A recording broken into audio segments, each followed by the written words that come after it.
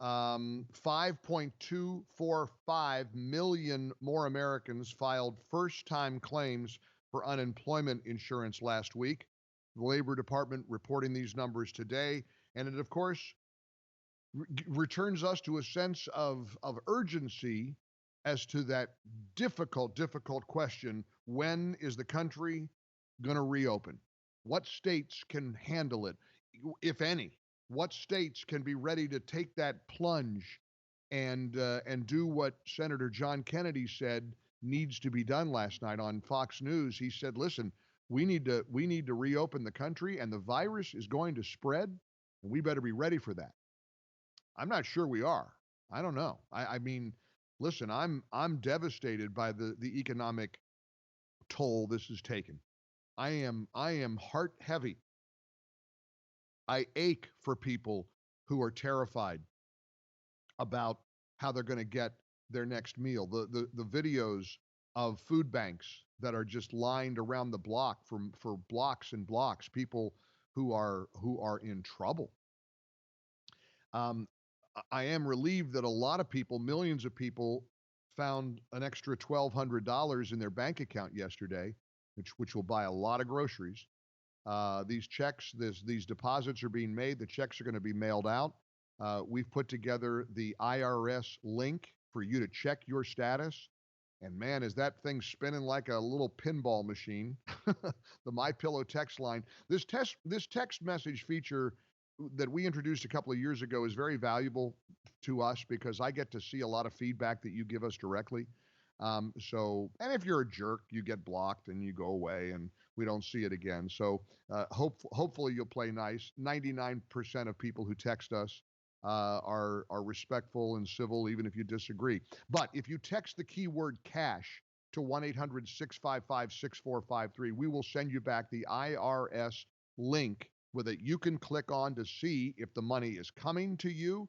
You can apply. If you haven't filed taxes, there's a link for that. The whole page is explained on that IRS site. So again, just text the keyword cash to 1-800-655-MIKE. There's no charge to that, of course, just your regular standard text messaging.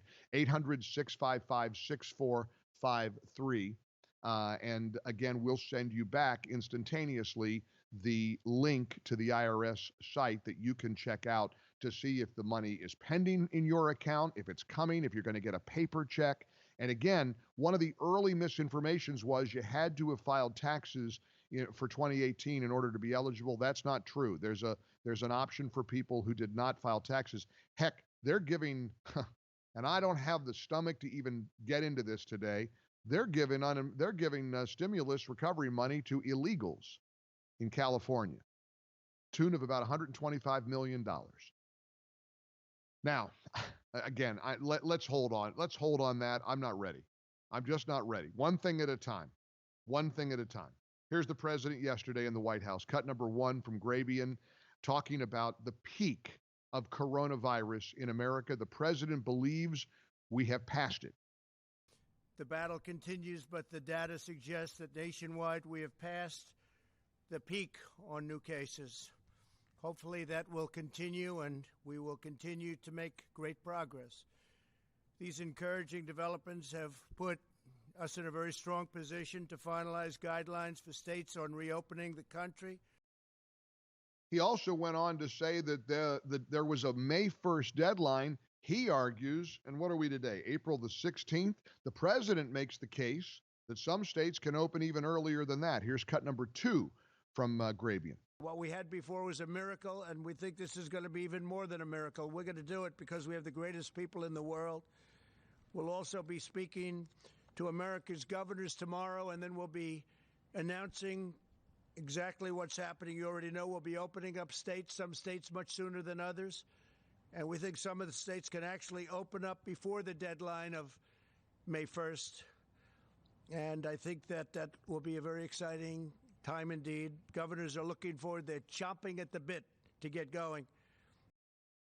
This is a very big day because we're going to find out what that guidance looks like. We're going to see what the recommendations are. And of course, the president has pivoted. He's sort of modulated his position. The other day, he said that He seemed to suggest that he's the one that's going to make this decision. Now he is offering guidance to the 50 states, and governors are going to get to make this decision. And just as the president said, it'll be one of the toughest decisions he's ever had to make in his life. This will be one of the toughest decisions that the governors are going to have to make in their lives. And frankly, I wish I had the kind of confidence in some of these governors that I would ordinarily have. This governor, Gretchen Whitmer in Michigan, wow, what a piece of work. Did you see that she's defending her bizarre orders as far as what's essential and what's not, based on the fact that they've got some snow on the ground in Michigan? She literally said that. I didn't believe it. The team was telling me today about, before the show, about Gretchen Whitmer's comments about snow. I said, that's not possible. What does snow have to do with the pandemic and a communicable virus? Here's cut number 10. These stay-at-home orders in Michigan, you've already heard them. I mean, it's nuts. You can't buy seeds for fruits and vegetables. You're not allowed to be in a motorboat, but you can be in a canoe. You can buy marijuana, but you can't go to the big box store unless you're in the grocery side. She's got people blocking off parts of the stores. A lot of the cops in Michigan, incidentally, are starting to say, we're not doing this. We're not enforcing this.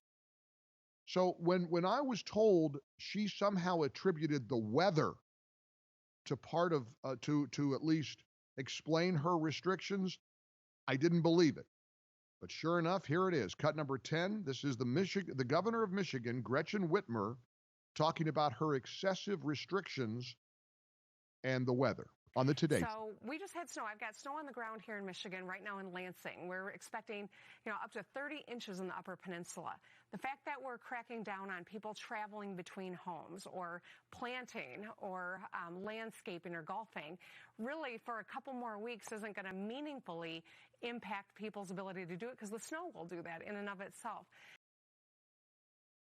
That's hard for me to even believe that was said by an American governor. Because, listen, they're not used to snow in the Upper Peninsula. They've never had snow in Michigan. This is like a once in a lifetime event. Listen, the snow is on the ground. We might get a lot of snow in the UP, so the snow will handle a lot of this. And that's why I'm telling people they can't go to their own home in the state of Michigan. If you have a little house a little cabin on the lake and you have another home, she doesn't let you go from your own one home to the other that you might own. You have a second property, and she's forbidding you from going to your own home.